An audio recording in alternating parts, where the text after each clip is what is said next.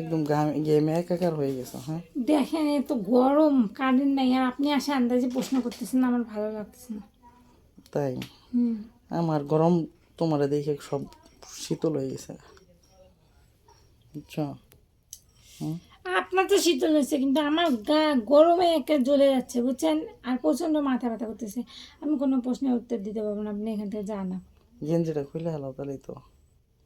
গেঞ্জি খুলে ফেলাবো মানে কি? আর এসব উল্টা পাল্টা কথা বলেন। তার মানে কি আপনি কিনে দিচ্ছেন? ওরে আল্লাহ, এ করছে তোকে। দুই একটা গার্লফ্রেন্ডকে কিনে দিয়ে তারপর বলতে হয়। হুম, তাই না? হুম। তাই আপনি এত কিপটে কেন বলেন তো? কি আমি কি কেমনে কি হ্যাঁ, প্রেম? ভালোবাসতে চান না, আবার ভালোবাসার মানুষকে গিফট দেন না। আবার হলো পড়া, এটা ওটা আমার পছন্দের জিনিস পড়া দেখলে বলেন এটা খুলো ওটা খুলো, কেন? সুন্দর জিনিস ডাইকে রাখতে নেই, সুন্দর জিনিসটা চোখের সামনে থাকলে তো ভালো লাগবে। অত চোখের সামনে থাকতে হবে না, হুম। বুঝছেন না? হুম। চোখের সামনে থাকলে ভেজাল, বুঝছেন? মানুষ ভেজালে পড়ে যাবে। তাই। মানুষ কি আর বলবো, মানুষের ক্ষতি হবে। হুম, বুঝলাম, কত কিছু বুঝাইলাম। মেয়েদের মন বোঝা বড় দায়, বুঝছো? ওরা যে আসলে কি চায় ওরাই ভালো জানে।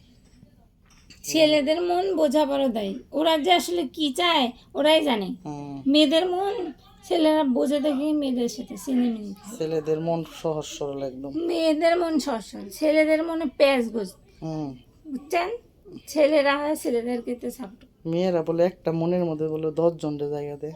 আর ছেলেরা একটা মেয়েদের মনের মধ্যে 20 জনের জায়গা দেয়। তাই। হুম।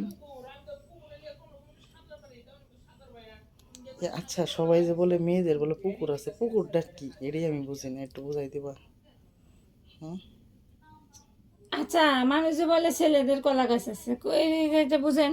এই যে ছেলেরা তো কলা গাছের মতোই লম্বা। হ্যাঁ, তাহলে ছেলেরা যেমন কলা গাছের মতো লম্বা, মেয়েরা পুকুরের মতো ঠান্ডা পানিতে, পানি যেমন নিয়ে পুকুর থাকে প্রশস্ত, সেরকম মেয়েরাও ঠান্ডা পানি হুম। পুকুর, বুঝছেন? হতে এটা তুমি কথাটা কাটাই দিলা, হুম। বুঝছো?